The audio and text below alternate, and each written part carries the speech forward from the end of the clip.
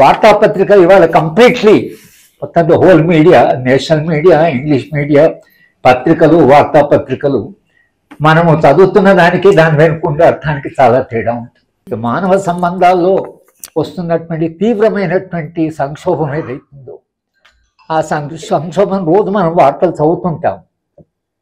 ఈ వార్తలు చదువుతున్న సందర్భంలో కొన్ని అంటే హృదయ విదారకమైన అంటే కళ్ళ నీళ్ళు తెప్పించే వార్తలు ఉంటాయి. ఎందుకు ఇలా జరుగుతుంది అంటే అది చదివి అక్కడ ఆగిపోవడం కాదు, అసలు ఎందుకు సమాజంలో ఈ మార్పులు వస్తున్నాయి అంటే నేను ఈ మధ్యనే నారాయణపేట మా మహబూబ్నగర్ జిల్లాలో తల్లి 4 పిల్లల్ని తీసుకుపోయి కృష్ణానదిలో పడేసిన ఒకరి తర్వాత ఒకరు, తాను కూడా దూకింది. ఒక తల్లి మాతృప్రేమ అని మనది వింటున్నాము. ఆ తల్లి 4 పిల్లల్ని, నాకు ఆ సంఘటన చదువుతున్నప్పుడు ఒక పిల్లవాడిని నదిలో పడేసిన తర్వాత మిగతా పిల్లల మానసిక స్థితి ఎలా ఉందో తమ కళ్ళ ముందర తల్లి తమను కూడా పడేస్తుందని తెలిసేందుకు ఆమె అక్కడ తీసుకొచ్చింది. కాబట్టి ఈ ట్రాజడీ, ఈ విషాదం ఏదైతుందో ఇది మనిషిని కదిలించలేకపోతే there is something wrong with us.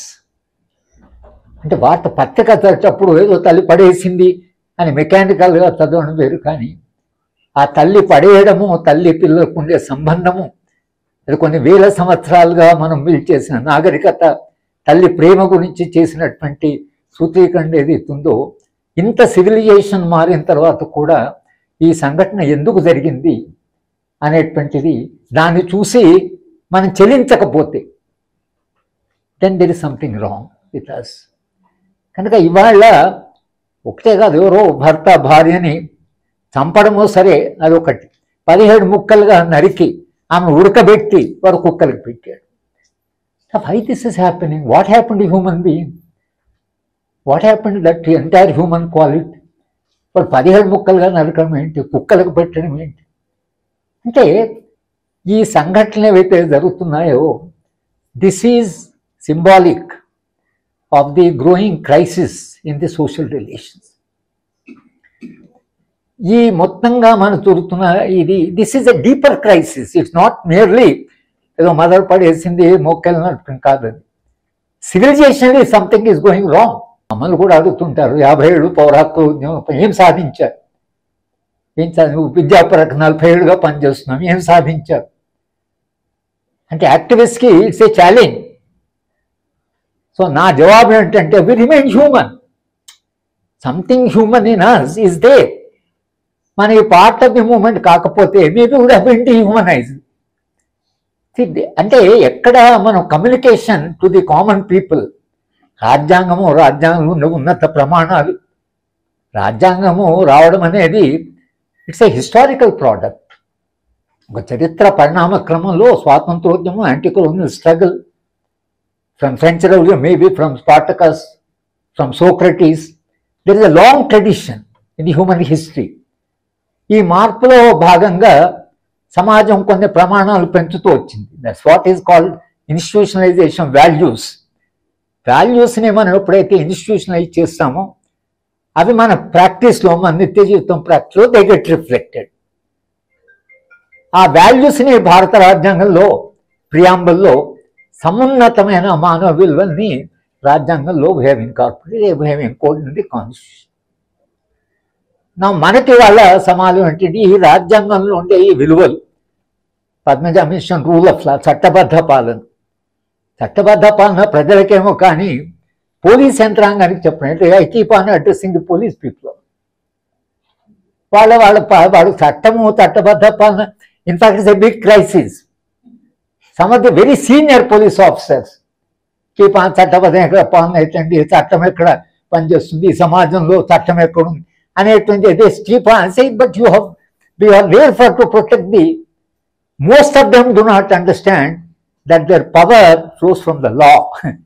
Very surprising. చట్టం ద్వారా తమకు అధికారం వస్తుంది అనేది తెలియదు. కీప్ ఆన్ వాళ్ళతో మనం ఏం వాదిస్తున్నాం, నీకు యూనిఫామ్ ఎవరు ఇచ్చారు, నీకు వెపన్ ఎవరు ఇచ్చారు, నీకు బలప్రయోగం చేయడానికి ఎవరు అధికారం. Constitution has given you, constitution law has given you a power. with a uniform, with a weapon, with a power to use the force. Under what conditions? నువ్వు ఏ కండిషన్లో ఆ తుపాకుని యూజ్ చేయాలి, ఏ కండిషన్లో నువ్వు ఆ పవర్ని యూజ్ చేయాలి? Same law also prescribes the constraint. Under what condition, దానికి పరిమితులు ఉంటాయి. వాళ్ళు ఏంటంటే చట్టం ఇచ్చిన పవర్ను ఉపయోగిస్తూ చట్టం పెట్టిన limitation they don't care. This is the problem with our entire rule of law crisis. But చట్టం ఉంది అని మనం చెప్పిన, చట్టం నీకు పవర్ ఇచ్చింది, ఆ చట్టం ఏ పవర్ ఎట్లా ఉపయోగించాలి ఆ part forget. Use the power, they understand. See, this is the crisis with the entire coercive apparatus. పవర్ హక్కుల సంఘం ఎప్పుడు పోలీస్ వాళ్ళ గురించి, ఎప్పుడు police people are asking us, ఏమడతారంటే వేరే వాళ్ళు వాయిలెన్స్ ఉపయోగిస్తే మీరేమన్నారు, కానీ మేము వాయిలెన్స్ ఉపయోగిస్తున్నాయి మీరు ప్రశ్నిస్తారంటే మీ violence is backed by law. అదనంటే సమాజంలో ఒకరి నన్ను ఇంకొకరు కొట్టడానికి లేదు. I can't beat anybody by saying it is an offence, but you can beat, but under certain conditions. The power that a mother does not have to beat a child, because American సమాజంలో they have completely prohibited parent beating the child. అంటే mother claim power వాడికి ఇచ్చాం.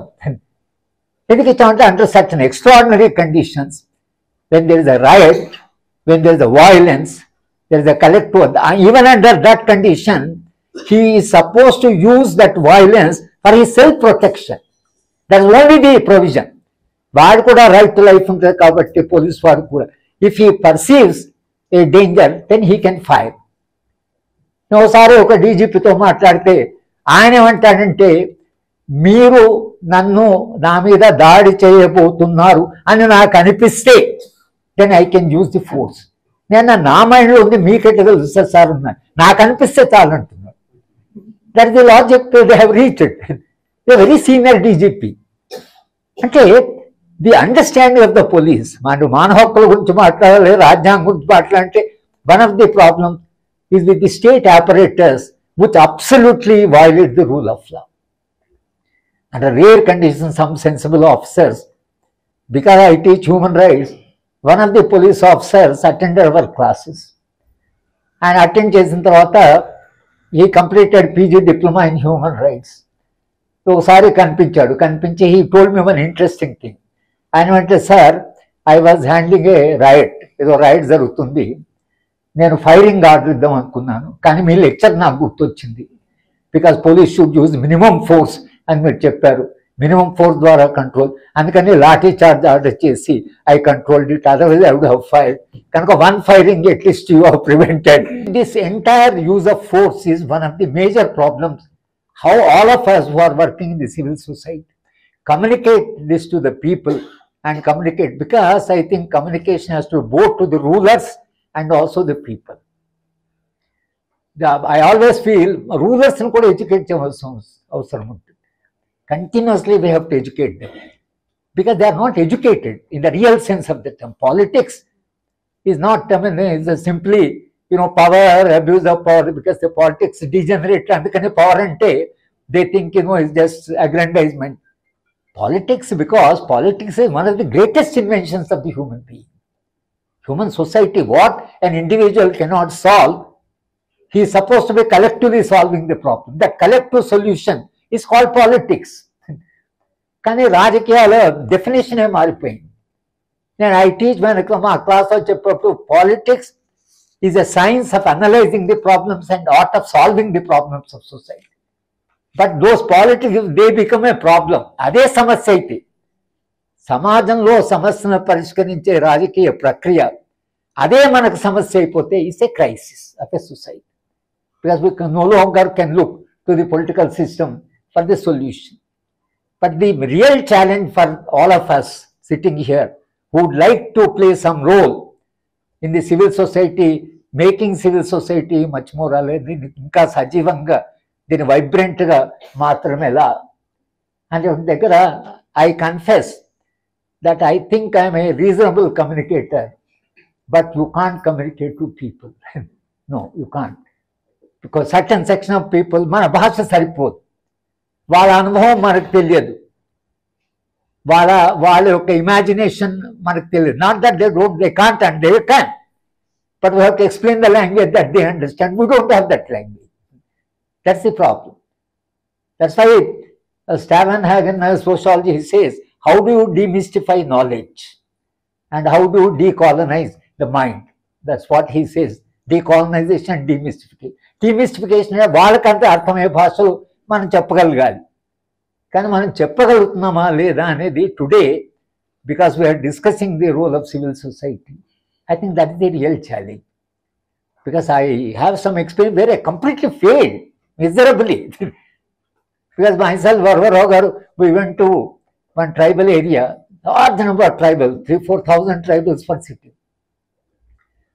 And all of them, వాళ్ళు చుట్టూ కూర్చుంటారు, చెట్టు అంటే ఇట్లా మనలా వాళ్ళు చుట్టూ కూర్చుంటారు, మనము మాట్లాడాలి. సో నేను కూడా మాట్లాడుతున్నాను, అతను ఆ లీడర్ ఉన్నాడు. నేను అడిగాను, మరి మా భాష అర్థమవుతుందా మేము కమ్యూనికేట్ అంటే, ఆయన ఏమన్నాడంటే, మీ భాష అర్థం కాదు సార్, వాళ్ళకు ఒకటి ఏంటంటే వీళ్ళు మన వాళ్ళు, వీళ్ళు మన కొరకు వచ్చారు, వీళ్ళు మన తరఫున మాట్లాడతారు, ఆ ఒక్క నమ్మకం చాలుగా. వాళ్ళకి అర్థమైనా కాకుండా మీరు ఎంతసేపు మాట్లాడినా సైలెంట్గా కూర్చుంటారు. ఆమె చెప్పింది అర్థం కాకపోతే ఎట్లా అంటే, అర్థం కానీ వాళ్ళకి ఏంటో కొత్త విశ్వాసం. ఎవరో బయట నుంచి వచ్చారు, విశ్వవిద్యాలయంలో పనిచేసే వాళ్ళు వచ్చారు, వరవరో గారు లాంటి వాళ్ళు వచ్చారు, మన తరఫునే మాట్లాడుతుండొచ్చు, మన మంచి కొరకే ఆ గౌరవం తప్పించి మనం చెప్పేదంతా వాళ్ళకు, బికాస్ వీ డోంట్ నో, ఆ ప్రపంచం వాళ్ళ ప్రపంచం మనకు తెలియదు. Same thing once I have, నేను కడప వెళ్తే lorry drivers May Day 800 truck drivers in Proddatur, ఆమె అందరినీ మొబిలైజ్ చేసి మా చేసింది. రాజ్యాంగం మీద మాట్లాడమన్నారు, మేడే రాజ్యాంగం. I don't know. ఇప్పుడు వాళ్ళందరిని చూస్తే నాకు సడన్గా ఐ లాస్ లాంగ్వేజ్. నేను అడిగాను, ఎట్లా మాట్లాడుతామా వాళ్ళకి, నాకేమో ట్రక్ గురించి తెలియదు, వాడికేమో రాజ్యాంగం గురించి. ఈ ట్రక్ డ్రైవర్స్కి మేడే తర్వాత హక్కులు, రాజ్యాంగం, రాజ్యాంగ హక్కులు, how do you communicate? This is the challenge. నేను అక్కడికి చాలా బాధపడ్డాను. నేనేం చెప్పానంటే, సరే మీరు లారీ డ్రైవర్స్ కదా, మీరు బాంబే పోవాలంటే మీకు ఒక రూట్ ఉంటుంది, మీరు లెఫ్ట్ నుంచే నడపాలి, బండిని ఒక పర్టికులర్ దీంట్లో నడపాలి, మీకు బ్రేక్ ఉంటుంది, మీకు ఒక గేర్ ఉంటుంది, ఇవన్నీ ఉంటాయి. రాజ్యాంగం అంటే అధికారం ఉండేవాడికి అధికారం ఎట్లా నడపాలి అని, మీరు ఎట్లయితే లారీ డ్రైవర్కు మీకు ఉంటుందో అధికారంలో ఒక రాజ్యాంగం ఉంటుంది. నేనేం చెప్పానంటే, మన పాలకులు మనని లారీలో కూర్చోబెట్టి మనం కలకత్తా తీసుకెళ్తున్నామని చెప్పి వాళ్ళు బాంబేకి తీసుకొచ్చారు. అంటే what I say is, you have to struggle, you have to struggle how to communicate. ఇప్పుడు నా అనుభవం ఏంటంటే, ఈ రాజ్యాంగము, రాజ్యాంగ హక్కుల గురించి వాళ్ళకు మనము చెప్పేప్పుడు పౌర హక్కుల సంఘంలో మధ్యతరగతి వరకు వీ కెన్ రీచ్. సాధారణమైన ప్రజలు కూర్చోబెడితే, ఒకసారి ఒక గ్రామంలో ఒక పెద్ద మీటింగ్, 3-4 వేల మంది వచ్చారు. స్వర్ణ ఆంధ్రప్రదేశ్ దీని మీద మాట్లాడాలి. స్వర్ణ ఆంధ్రప్రదేశ్ మీద అంటే పాపం అందరూ ఉదయం స్నానం చేసి మహిళలందరూ వచ్చి కూర్చుంది. చాలా పెద్ద మీటింగ్. స్వర్ణ ఆంధ్రప్రదేశ్ అంటే I had to speak on gold, బంగారం మీద మాట్లాడచ్చు. నేను చెప్పాను, బంగారం అంతా యూజ్లెస్ మెటల్, అసలు ప్రపంచంలో ఏది లేదు, దాన్ని ఏమి పనికిరాదు, భూమి దున్నడానికి పనికిరాదు, దేనికి పనికిరాదు, అది దాచుకోవడానికి మాత్రమే పనికొస్తుంది. స్వర్ణ ఆంధ్రప్రదేశ్ అంటే మీరు బంగారు యోగ చేస్తే బంగారం పని ఏం ఉపయోగం? మన మెడలు వేసుకోవచ్చు, బాగానే ఉంటుంది, కానీ దానివల్ల మనకు అన్నం వస్తుందా, మనకు ఇది వస్తుందా, మనకు జీవితం నడుస్తుందా అంటే ఐ హ్యావ్ టు స్ట్రగుల్. ఆ బంగారం, స్వర్ణం అనే దాని మీదనే ఐ వెంట్ ఆన్ ఆర్గ్యూయింగ్. కానీ బంగారము అనేది వాళ్ళకు చాలా వాల్యుబుల్, ఎందుకంటే దాని వాల్యూ, దానికి ఒక సమాజంలో దానికి ఒక ఇది ఉంది. ఓన్లీ థింగ్ ఇది డజంట్ రస్ట్. అందుకనే మనుషులు అది కనుక్కొని దాన్ని ఒక వెల్త్గా చూస్తున్నారు. Constitution of course has given us very high human values. But my own experience in my village, మా మదర్, ఆమెకుండే భావాలు ఆమెకున్నాయి, because she has some strong value system. మా ఊరికి వెళితే ఆఫ్టర్ మిస్సెస్ గాంధీ కొంత Dalits of my village got a little more dignity. ఊళ్ళో land lord ఉండేవాడు, ఆయన భూస్వామి, ఆయన కంట్రోల్ ఉండేవాడు. ఇందిరాగాంధీ వచ్చిన తర్వాత సడన్ మా అమ్మని దే స్టార్టెడ్ రెస్పెక్టింగ్ ఇందిరాగాంధీ.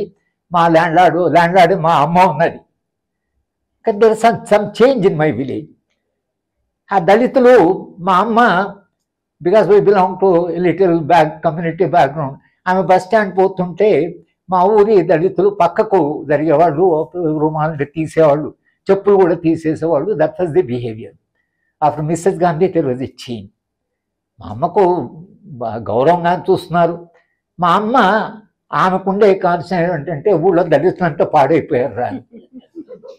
ఎందుకు అని అంటే వాళ్ళు అంతకుముందు దండం పెట్టడం కానీ ఆ రుమాలు తీసేవాళ్ళు, ఇప్పుడు చెప్పులు వేసుకుంటున్నారు, అదేం తీయడం లేదు, దండం అమ్మ అంటున్నారు, కానీ వాళ్ళు మొత్తంగా పాడైపోయారు. నేనన్నాను పాడైపోవడం అమ్మా, వాళ్ళు డిగ్నిఫైడ్ అయ్యారు కదా, మనుషులు కదా, గౌరవంగా నేను గౌరవిస్తున్నారు కదా, వాళ్ళు అట్లా డిగ్నిఫైడ్ ఉండడం నీకు మంచిగా అనిపిస్తలేదా అంటే మా మదర్ రెస్పాన్స్ వాజ్, వరే వాళ్ళు చదువుకోకుండా చెడిపోయారు, నువ్వు చదువుకొని చెడిపోయావు. Because that is the centuries of dominance, centuries.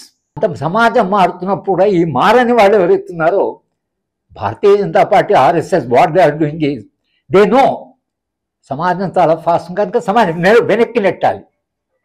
That is their effort. Historically temporary in a way perhaps they succeeded, but whether a society can be pushed back, still a society change may be very slow. సమాజం మార్పు కొంత చలనం అనేది స్లోగానే ఉండొచ్చు, ఒకసారి మనకు ఒక స్తబ్దత కనిపించవచ్చు, కానీ society changes. But RSS has come as a force. Even they do not want even కొంత దాన్ని స్లో చేద్దామని కాదు, how to push it back. అందుకని హిస్టరీని మార్చడము, హిస్టరీని చెప్పిన పద్ధతి మార్చడము, వాళ్ళ ఐడియాలజికల్గా. And but their communication is in a way very powerful, because they communicate your own and dominance powerful. మా మహబూబ్నగర్లో బోయలు దళితులని ఇళ్ళని కాల్చేశారు. బోయవాళ్ళు చేసి దళితులు పాపాన్ని గుడిసెలు అంటే పెడితే వాళ్ళు రోడ్డు పక్కకు వచ్చారు, వెనక ఉన్నవాళ్ళు రోడ్డు పక్కకు వచ్చి గుడిసెలు వేసుకుంటే మేము వెళ్ళాం. సరే అప్పటికే వాళ్ళు చాలా, అయితే నేను ఆ గుడిసెలు కాల్చిపోయి వస్తుంటే కట్టెలు లీటర్ పట్టుకొని నిలబడ్డారు మా వాళ్ళు. రాఘవాచార్యం లేదు, మేమంతా వెళితే సరే సార్ వాయిలెన్స్ అయ్యేటట్టుంది, కట్టెలు పట్టుకొని పడ్డారు, చాలా ఆగ్రహం ఉన్నా. ఎక్కడో మాకు కొన్ని కాన్ఫిడెన్స్ అంటే మనం కొట్టారనేటువంటి ఒక కాన్ఫిడెన్స్ ఉంది. పోయి అక్కడ ఆపారు కారు, ఆపన్నారు. ఏం సార్ అసలు గ్రామానికి ఇట్లా మీరు వచ్చి ఎంత మంచిగా రావాలి, దీనికేం వచ్చారు, ఆ దళితులే వాళ్ళ మధ్యన పడలేదు, వాళ్ళే కొట్టుకున్నారు, మేము కొట్టినాం అంటున్నారు. అంటే మీరు దళిత కప్పుల్ని భార్యాభర్తను రానివ్వలేదు కదా ఆ టెంపుల్. లేదు సార్ వాళ్ళే ఇచ్చేశారు, మీరు వచ్చి అందరేమో మమ్మల్ని అంటున్నారు. నేను చెప్పిన అవునయ్య, ఇప్పుడు దళితులు వాడు మనుషులు కదా, చదువుకున్న పిల్లోడు గుడికి వచ్చాడు, మీకేం కోపం అని నేను. మరి బోయేవాళ్ళని మిమ్మల్ని అప్పర్ కాస్ట్ వాళ్ళు కానీ వాళ్ళు మిమ్మల్ని ఎప్పుడైనా భోజనాన్ని పిలిచారా, మీతో సమానం కూర్చొని మాట్లాడారా? మా అమ్మ మమ్మల్ని బోయేడు అని తిట్టేది. బోయేళ్ళు అంటే మాత్రం సమాజంలో నిజానికి వాళ్ళని గౌరవించి మన ఆత్మగౌరవం కొరకు పోరాటం చేయాలి, కానీ మీరు దళితుల మీద దాడులు చేయడం ఏమిటి అని చెప్తే, సార్ ఇట్లా చెప్పేవాళ్ళు లేరు కానీ మీరు ఇట్లా రావడం బాగాలేదు సార్ అన్నారు. కానీ అంటే each caste is dominating caste below. Unfortunately మనకి ఏమైపోయింది, కుల వ్యవస్థ పోవాలని annihilation of the caste. Babasaheb అన్నాడు untouchability is abolition in the constitution. After 75 years, you see 1955 Act, the Civil Rights Protection Act, 1989 SC/ST Atrocities Prevention Act. If you see SC/ST Atrocities Prevention Act, there are 20 or 21 crimes listed by Shankaran, Krishnan, Vidu. Unbelievable. The crime that are being committed against, unbelievable. Mutram daginchadam, malam daginchadam, all sorts of things are listed. అది చదివితే you get insulted, అంటే you get humiliated. అటువంటి పనులు మనుషులు చేస్తున్నారా అంటే ఇప్పటికి చేస్తున్నారు. దెర్ ఇస్ ఏ పీపుల్స్ అని ఒక నాకు రెగ్యులర్గా ఎవ్రీ డే ఈవినింగ్ ఆరోగ్యం అట్రాసిటీస్ రిపోర్ట్ చేస్తారు. Every day at least there are 10-15 incidents happening where Dalits are attacked, Dalits are humiliated. That's the situation we have reached. కనుక ఈ కాంటెక్స్లో ఈ కుల వ్యవస్థ ఏదైతుందో ఒక కాస్ట్ వాళ్ళేమో they are challenging the caste above, but they are again consolidating the dominance caste below. This is the రిలేషన్షిప్లో ఏమైందంటే తమ డామినెన్స్ వదులుకోలేదు. And Myrdal long back said people know how to fight for what they don't have, but people do not know how to give up a privilege. మానవ సమస్య ఏమొచ్చంటే మనకుండే privilege వదులుకోవడానికి మనిషి ఇప్పుడు లేని దాన్ని కొట్టడానికి సిద్ధంగా ఉంటారు, కానీ ఉన్నదాన్ని ఎట్లా వదులుకోవాలో తెలియదు. That is one of the crisis. కనుక ఈ కుల వ్యవస్థ, ఈ dominance of each caste below, దీన్ని మనం how do we confront, how do we really keep on changing. మనము సమాజంలో చేయగలిగింది when we keep on fighting, keep on writing, keep on talking, ఇది చేస్తుంటే చాలామంది మా ఇంట్లోనే మమ్మల్ని అడుగుతుంటారు, 50 ఏళ్ళు పౌర హక్కులో పనిచేశారు, ఏం సాధించారు అక్కడ పౌర హక్కులని, మీరేం సాధించారు? 40 ఏళ్ళు విద్యా పరిరక్షణ, ఏం సాధించారు విద్యా పరిరక్షణ అంటే మనకు నిజం కూడా జవాబు కష్టం. ఎందుకంటే we don't see any visible change. Change is very slow. We don't know పౌర హక్కుల సంఘం లేకపోతే ఇంకా ఎట్లా ఉండేదో తెలంగాణ మనకు తెలియదు. పౌర హక్కుల సంఘం ఏం చేస్తుందో quantitatively you can't say anything. కానీ one thing I would like to humbly appeal to the house is that in fighting for the rights or protecting for constitutional values we may not qualitatively సమాజాన్ని మారుస్తామా గుణాత్మకంగా నాకు తెలియదు, కానీ మనం మనుషులుగా మిగులుతాం. ఈ స్టేజ్లో రాజ్యాంగాన్ని కాపాడాలంటే రాజ్యాంగం it has a conception of a dignified human being, equal human being, free human being, a human being harmony in the society. అందరు కలిసి జీవించాలి, సమిష్టి జీవితం, అన్ని మతాలను గౌరవించాలి, మతాల మధ్యన సామరస్యం ఉండాలి, ఇది ఫ్రెటర్నిటీ, ఇది సచే. అందుకని Babasaheb Ambedkar said freedom, liberty, equality and fraternity one reinforce the other. ఒకదాన్ని సాధించుకొని ఇంకోటి సాధించలేము. This what he have written. బహుశా మనము ఈ స్టేజ్ ఆఫ్ డెవలప్మెంట్లో తెలంగాణ సరే we fought for it. Even Telangana movement, my own feeling is one failure of Telangana movement is let Telangana come. Telangana వచ్చిన తర్వాత చూద్దాం అనుకున్నాం. జయశంకర్ అయితే నిరంతరంగా నాతో నేను ఎటువంటి తెలంగాణ సార్ అంటే తెలంగాణ నాట్ డాక్ సార్, తెలంగాణ వచ్చినాక మనమే ఉంటాం కదా సార్, సార్ ఇప్పుడు మన మధ్యన లేడు కానీ మనం ఉంటాం కదా నేను. కానీ తెలంగాణ ఉద్యమ కాలంలో నేనైతే కంటిన్యూస్గా I was raising this question public మీటింగ్లో, తెలంగాణలో వస్తే అన్టచబిలిటీ ఉండదా, తెలంగాణ ఉంటే మనుషులు డిగ్నిఫైడ్ అవుతారా, తెలంగాణలో ఉంటే మనకు సెక్యూర్ లైఫ్ ఉంటుందా, తెలంగాణ ఉంటే this what I use to raise in the public meeting. I will take give a last example and stop. మేము ఒకసారి వరంగల్ నుంచి వస్తుంటే అమ్మాయిలు, ఇంటర్మీడియట్ అమ్మాయిలు తెలంగాణ అనే ఒక కూర్చున్నారు, మమ్మల్ని కూడా ఆపారు. ఆపిన ఎందుకమ్మా తెలంగాణ? లేదు సార్ మన తెలంగాణ మనకు ఏమైతే తెలంగాణ వస్తే ఏమవుతుంది సార్, మన తెలంగాణ మనకు వస్తుంది. తెలంగాణ వచ్చినాక కట్నాలు ఉండవా, భర్త వేధింపులు ఉండవా, మీకు సమాన అవకాశాలు ఉంటాయి, ఏమో సార్ తెలియదు.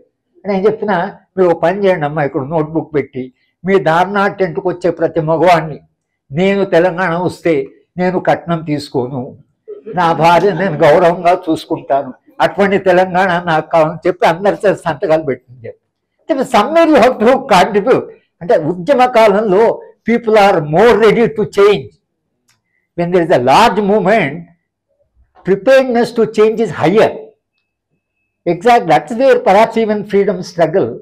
సో గాంధీ గారు కొన్ని ప్రశ్నలు రేజ్ చేసిన the basic question of caste, doctor Ambedkar was fighting for that. But Gandhi garu కాస్ట్ను డివిజన్ ఆఫ్ లేబర్గానే చూశాడు, కానీ he did not see it as a structure of dominance. స్వాతంత్రోద్యమంలో మీ సేన రాజ్యాంగంలో రాసుకున్నాయి ఇవి సాధించాలి, కానీ రాజ్యాంగం వచ్చిన తర్వాత రాజ్యాంగం హక్కులు ఉన్నాయి, కానీ అవి సాధించడంలో ఎక్కడో మనం కాస్త ఒక సెట్ బ్యాక్ వచ్చింది. ఇప్పుడు మళ్ళీ మనందరం కూడా ఇప్పుడు పర్టికులర్గా this context where fascism is knocking the door. నేను రాహుల్ గాంధీని కలిసినప్పుడు చెప్పాను, మీ పార్టీ సపోర్ట్ కాదు, నేను మీ సింపథైజర్ కాదు, I have written extensive against your party, కానీ I have come to you because fascism is knocking at my door and I'm looking at you as some solution to the problem.